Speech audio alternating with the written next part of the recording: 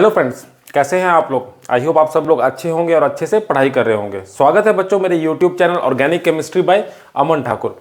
तो आज का जो हमारा टॉपिक है बच्चों, आज हम पढ़ेंगे केमिकल प्रॉपर्टीज ऑफ एल्काइंस। इस पूरे लेक्चर में एल्काइंस की जो केमिकल प्रॉपर्टीज है वो सारी की सारी डिस्कस करेंगे, उनको अच्छे से समझेंगे।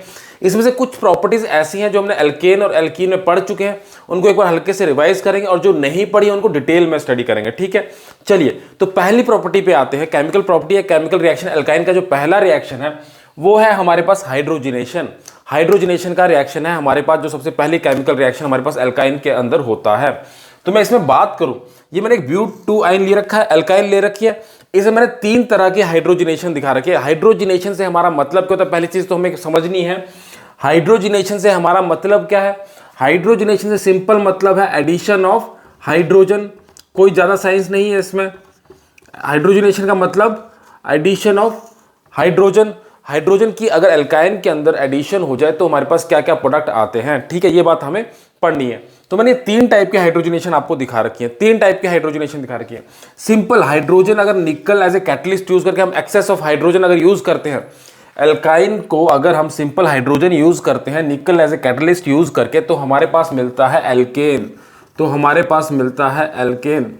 ये रिएक्शन हमने कहाँ पढ़ा है, ये रिएक्शन हमने पढ़ा कहाँ पे है, प्रिपरेशन ऑफ एल्केन में। एल्केन की प्रिपरेशन में ये रिएक्शन हम ऑलरेडी पढ़ चुके हैं।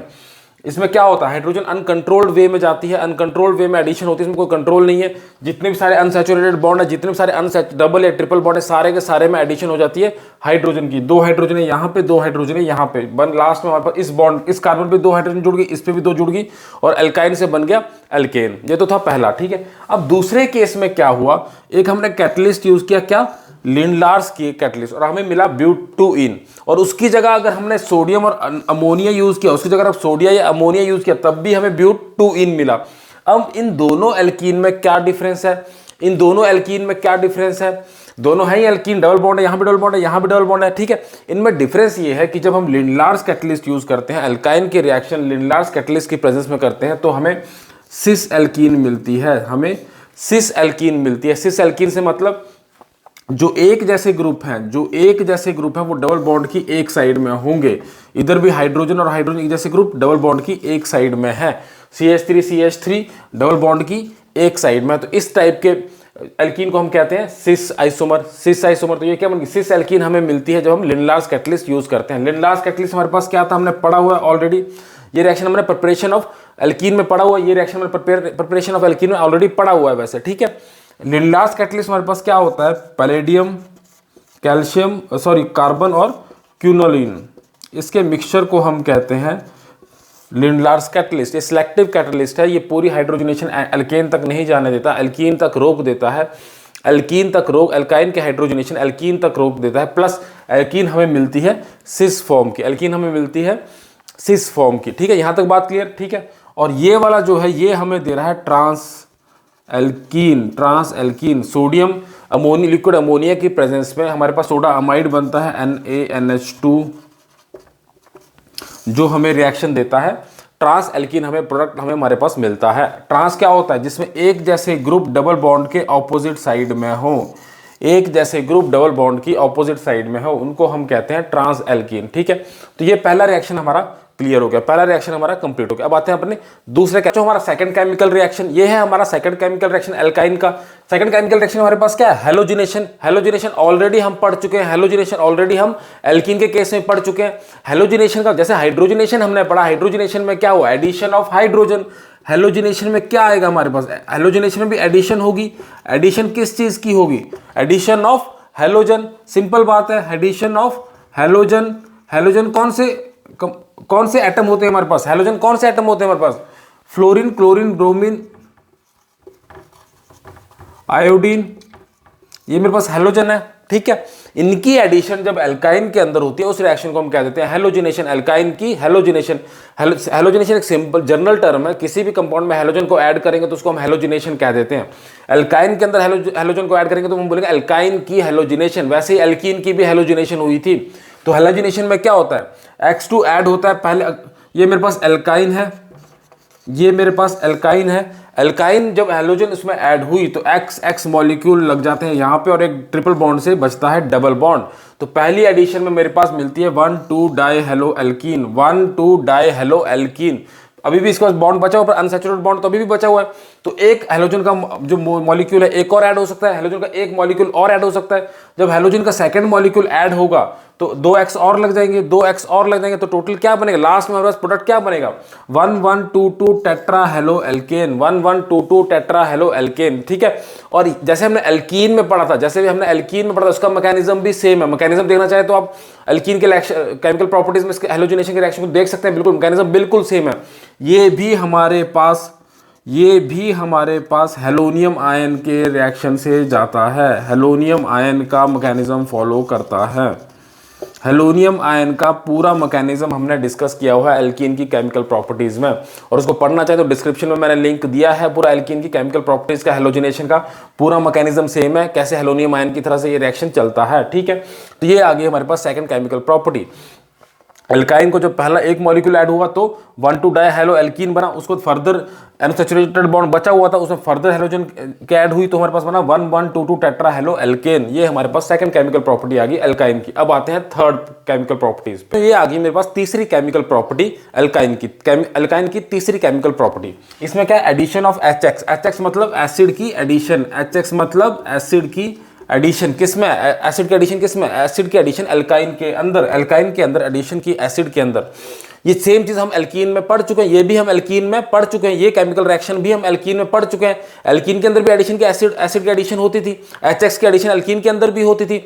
उसमें हम कौन सा रूल फॉलो करते थे, उसमें कौन सा रूल फॉलो करते थे, मार्कोनिकॉव्स रूल। मार्कोनिकॉव्स रूल ही फॉलो करते थे। मार्कोनिकॉव्स रूल हमारे पास क्या कहता था कि HX की जो हाइड्रोजन है, HX की जो हाइड्रोजन है वो उसके पास जाएगी, उस कार्बन के पास जाएगी जिसके पास हाइड्रोजन ज़्यादा है। जिस कार्बन के पास ऑलरेडी हाइड्रोजन ज़्यादा है वो HX की हाइड्रोजन भी उसके पास ही जाएगी। तो इसकी H वाली HX की जो भी हाइड्रोजन है उस कार्बन के पास ही जाएगी जिसके पास हाइड्रोजन ज़्यादा है। तो यहाँ पे ये प्रोडक्ट बन गया मेरे पास 2 हेलो प्रोपीन बन गया, 2 हेलो प्रोपीन, हाइड्रोजन लग गई यहाँ पे, X लग गया यहाँ पे, और अभी भी अनसैचुरेशन बची है यहाँ पे, अभी भी अनसैचुरेशन बची है। तो इसमें भी क्या होगा, इसमें भी मार्कोनिकॉफ रूल लगेगा। H जो है वो इसी हाइड्रोकार्बन पे जाएगा, CH3 और 2 X लग गए तो 2,2 डाई हेलो प्रोपीन। इसमें भी सेम कार्बोकटायन का मैकेनिज्म ही चलता है, कार्बोकटायन के मैकेनिज्म से ही ये जाती है। इसमें हमारे पास विनाइल कार्बोकटायन बनती है, पहले विनाइल कार्बोकटायन बनती है। विनाइल कार्बोकटायन मतलब डबल बॉन्ड के साथ में जो पॉजिटिव चार्ज है उसकी कार्बोकटायन बनती है। विनाइल कार्बोकटायन हमारे पास पहले बनेगी। ये रिएक्शन भी इलेक्ट्रोफिलिक एडिशन है, इलेक्ट्रोफिलिक एडिशन है, इलेक्ट्रोफिलिक एडिशन रिएक्शन ही है। तो इसमें भी सेम चीजें कॉमन है जो एल्कीन में पड़ी है, वही चीजें कॉमन है।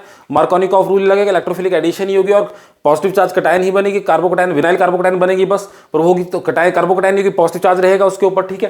तो ये हमारे पास आ गया तीसरा केमिकल रिएक्शन। ठीक है। तो यहां तक जो हमने 3 केमिकल प्रॉपर्टीज पढ़ी, 3 केमिकल प्रॉपर्टीज यहां तक जो पढ़ी, ये हम एल्केन या एल्कीन में पढ़ चुके थे, एल्केन या एल्कीन में पढ़ चुके थे। उसका डिस्क्रिप्शन में आपको लिंक में दे दूंगा, आपने डिटेल में देखना हो तो वहां पर आप डिस्क्रिप्शन देखें तो मैकेनिज्म आपको वैसे का वैसे ये सेम है, कोई चेंज नहीं है, आपको अच्छे से समझ आ जाएगा। ठीक है।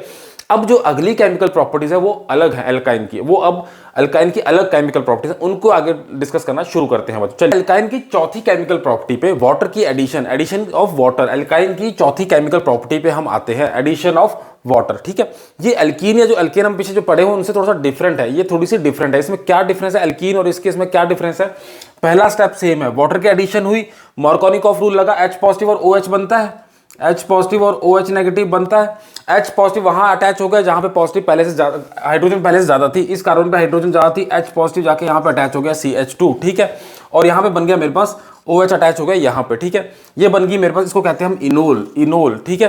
पर अब यहां पे अनसैचुरेशन थी, अनसैचुरेशन थी, तो जैसे ब्रोमीन के केस में हुआ था, ब्रोमीन के केस में हुआ था, ब्रोमीन या HX के केस में हुआ था, क्या हुआ था, ये भी टूट के आगे फर्दर एडिशन हुई थी। पर इस केस में ऐसी एडिशन नहीं होती है, इस केस में ये रीअरेंजमेंट होके या आइसोमेरिज्म में जाके एक कीटोन या कार्बोनिल कंपाउंड बनाता है, कीटोन या कार्बोनिल कंपाउंड बनाता है। इस फिनोमिना को हम कहते हैं टॉटोमेरिज्म, इस फिनोमिना को हम कहते हैं टॉटोमेरिज्म। ये इनोल फॉर्म है और ये कीटो फॉर्म है। ठीक है। तो एल्काइन से हमें कार्बोनिल एल्डिहाइड या कीटोन भी मिलते हैं, एल्डिहाइड या कीटोन भी मिलते हैं इस रिएक्शन से। अगर एडिशन ऑफ वाटर कर देंगे, अल्काइन के अंदर वाटर के एडिशन करें एसिड की प्रेजेंस में, तो हमें कीटोन या एल्डिहाइड मिलते हैं, ठीक है। चलिए अब इसके मैकेनिज्म की बात कर लेते हैं, इसके मैकेनिज्म को डिस्कस कर लेते हैं, इसका मैकेनिज्म किस तरह से चलता है। यही रिएक्शन क्योंकि हमारा नया रिएक्शन है, इसके मैकेनिज्म के बारे में डिस्कस करूं तो किस तरह से इसका मैकेनिज्म चलता है। पहला स्टेप हमारे पास क्या होगा, पहला स्टेप वही होता है, H पॉजिटिव अटैक करेगा, जो H पॉजिटिव मेरा इलेक्ट्रोफाइल है वो जाके इसके साथ अटैच होगा, इलेक्ट्रोफाइल जो H पॉजिटिव है वो जाके इसके साथ अटैच होगा। अब क्या है देखिए, एक बॉन्ड में इलेक्ट्रॉन दो, एक बॉन्ड में इलेक्ट्रॉन दो, एक बॉन्ड में इलेक्ट्रॉन दो, ठीक है। अब क्या हुआ, अब सपोज समझिएगा इस चीज को, ये कार्बन का इलेक्ट्रॉन है, ये इस कार्बन का इलेक्ट्रॉन, अगर इस इलेक्ट्रॉन यहां से शिफ्ट होकर इस H पॉजिटिव पे दे दे, इस ये इलेक्ट्रॉन शिफ्ट होकर यहां पे दे, तो ये कार्बन का इलेक्ट्रॉन था और ये इलेक्ट्रॉन यहां पे आया, तो क्या बनेगा, C और H के बीच में क्या बनेगा, C और H के बीच में बनेगा बॉन्ड, तो मेरे पास क्या बनेगा CH3, ये कार्बन था, अब ट्रिपल बॉन्ड की जगह रह गया मेरे पास डबल बॉन्ड, और यहां पे क्या जुड़ गया CH2, यहां पे जुड़ गया CH2, और इस कार्बन का इलेक्ट्रॉन गया है तो इस कार्बन के ऊपर आ गया पॉजिटिव चार्ज, इस कार्बन के ऊपर आ गया पॉजिटिव चार्ज। यहां तक बात होगी क्लियर, ठीक है। अब क्या होगा, नेक्स्ट स्टेप में क्या होगा, सेम है। अब इस पॉजिटिव को क्या चाहिए, इलेक्ट्रॉन, पॉजिटिव को क्या चाहिए, इलेक्ट्रॉन, यहां पे है OH नेगेटिव, यहां पे है OH नेगेटिव, ऑक्सीजन के पास क्या है, एक्स्ट्रा इलेक्ट्रॉन, नेगेटिव मतलब एक्स्ट्रा इलेक्ट्रॉन, इसने इलेक्ट्रॉन दे दिया कार्बन के ऊपर, तो मेरे पास क्या बन गया, मेरे पास बन गया, ये आ गई इनोल फॉर्म, ये मेरे पास आ गई इनोल फॉर्म, इसको मैं इस तरह से भी लिख सकता हूं, कोई दिक्कत नहीं है, ये मेरे पास आ गई इनोल फॉर्म, ठीक है, मेरे पास आ गई ये इनोल फॉर्म। अब क्या हुआ, अब इसको समझिए, इनोल से ये कीटोन में किस तरह से कन्वर्ट होता है, कीटोन में किस तरह से कन्वर्ट होता है, देखिए समझिएगा इस चीज को। ये ऑक्सीजन है, ये मेरे पास ऑक्सीजन है, ऑक्सीजन क्या होती है, ऑक्सीजन इलेक्ट्रोनेगेटिव है, इलेक्ट्रोनेगेटिव का काम क्या है, इलेक्ट्रॉन को अपनी तरफ खींचना। इस कार्ब एक बॉन्ड में इलेक्ट्रॉन दो, एक बॉन्ड में इलेक्ट्रॉन दो, इसने इलेक्ट्रॉन खींचे अपने पास, इसने इलेक्ट्रॉन खींचे अपने पास, अब इसके पास ऑक्सीजन के पास इलेक्ट्रॉन आगे एक्स्ट्रा, इसके पास इलेक्ट्रॉन आगे एक्स्ट्रा, यहां पे लगा हुआ हाइड्रोजन, यहां पे लगा हुआ हाइड्रोजन।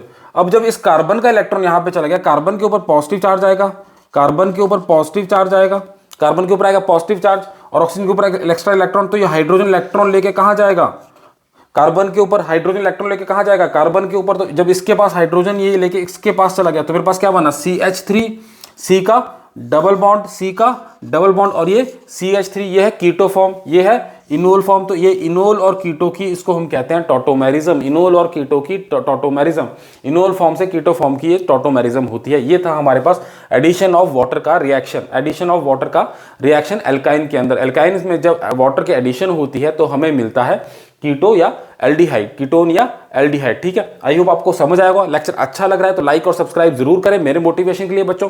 चलिए अब इसके बाद आता है हमारा नेक्स्ट अगली केमिकल प्रॉपर्टी जो सबसे अलग है, जो हमने एल्केन एल्कीन में पढ़ी ही नहीं है, एल्केन और एल्कीन में पढ़ी नहीं थी। एल्कीन में एडिशन ऑफ वाटर तो पढ़ा ही था हमने, एडिशन ऑफ वाटर एटलीस्ट पढ़ा तो था, पर उसमें डिफरेंट था, ठीक है। अब इस केस में हमने नेक्स्ट प्रॉपर्टी है एसिडिटी ऑफ एसिटाइलिन या acidity of alkyne, acidity of alkyne को डिस्कस करेंगे, जो बिल्कुल यूनिक प्रॉपर्टी है। उससे क्या होता है, उसके किस तरह से होती है, उसके बारे में बात करते हैं। चलिए बच्चों अब एल्काइन के पांचवें केमिकल प्रॉपर्टी के बारे में डिस्कस करते हैं, जो यूनिक है इसकी बाकी एल्केन और एल्कीन से ये बिल्कुल अलग है, ठीक है।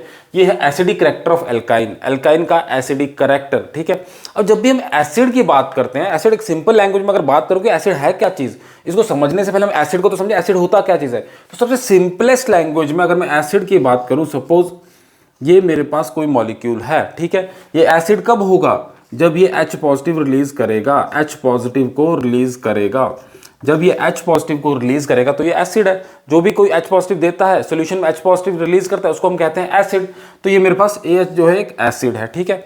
अब इसकी जो एसिडिक स्ट्रेंथ है या एसिडिटी है, कितना कोई स्ट्रॉन्ग एसिड है, कितना वीक एसिड है, वो किस चीज पर डिपेंड करेगा, जितना इजिली वो H पॉजिटिव दे सकता है, जितना इजिली वो H पॉजिटिव दे सकता है। तो H पॉजिटिव का मतलब क्या है, अब समझिए एक बॉन्ड में इलेक्ट्रॉन है दो, एक बॉन्ड में इलेक्ट्रॉन है दो शेयरिंग में, एक A का है एक H का है, पर हमें बाहर निकालना है H पॉजिटिव, बिना इलेक्ट्रॉन के साथ H पॉजिटिव को निकालना है बाहर। इसका मतलब क्या हुआ मेरे पास कि जो एटम यहाँ पे लगा हुआ है वो इलेक्ट्रॉन को अपनी तरफ खींच रहा है, अपनी तरफ वो खींच सके, जितना ज्यादा खींच सकता है, जितना ज्यादा अपनी तरफ पुल करके रख सकता है, उतना वो अच्छा एसिड बना सकता है, उतना अच्छा वो एसिड बना सकता है। मतलब इलेक्ट्रॉन जितना ज्यादा, इसको दूसरी लैंग्वेज में बात करूं, ये जितना ज्यादा इलेक्ट्रोनेगेटिव एटम होगा, जितना ज्यादा इलेक्ट्रोनेगेटिव एटम होगा, उतना ही स्ट्रॉन्ग एसिड बनाएगा, उतना ही स्ट्रॉन्ग एसिड बनाएगा H के साथ। क्यों? क्योंकि इलेक्ट्रॉन को खींचने की कैपेसिटी उतनी ज्यादा होगी। इलेक्ट्रोनेगेटिविटी का मतलब क्या है? इलेक्ट्रोनेगेटिव एटम का मतलब क्या? इलेक्ट्रॉन उतना ज्यादा अपनी तरफ खींच रहा है। तो जब इस इलेक्ट्रॉन को अपनी तरफ खींचने की कैपेसिटी रखता है, जितनी ज्यादा कैपेसिटी रखेगा उतना इजिली H पॉजिटिव निकल के बाहर जाएगा, उतना इजिली H पॉजिटिव निकल के बाहर जाएगा, तो उतना ही स्ट्रॉन्ग एसिड बनेगा। ठीक है, यहां तक बात क्लियर होगी, यहां तक बात हमें समझ आ गई। ठीक है, अब अगर मैं कार्बन की बात करूं, कार्बन पीरियोडिक टेबल में कार्बन की राइट साइड में CNOF चलते हैं। ठीक है, कार्बन, नाइट्रोजन, ऑक्सीजन और फ्लोरीन। यहां तक बात समझ आ रही है? कार्बन, नाइट्रोजन, ऑक्सीजन और फ्लोरीन। ठीक है, यहां तक हमें पता है ये चीज। अब जब ये सब, अब इस तरफ क्या होता है? इलेक्ट्रोनेगेटिविटी हमें पता है, इस तरफ इलेक्ट्रोनेगेटिविटी क्या करती है? बढ़ती है। इस तरफ अगर हम राइट की तरफ जाते हैं तो इलेक्ट्रोनेगेटिविटी बढ़ रही है। कार्बन से ज्यादा नाइट्रोजन है, नाइट्रोजन ज्यादा ऑक्सीजन और सबसे ज्यादा फ्लोरीन इलेक्ट्रोनेगेटिव है, ये हमें पता है। ठीक है, अब इसका मतलब क्या हुआ? जो फ्लोरीन H के साथ जुड़ी होगी HF, सबसे ज्यादा स्ट्रॉन्ग एसिड होगा।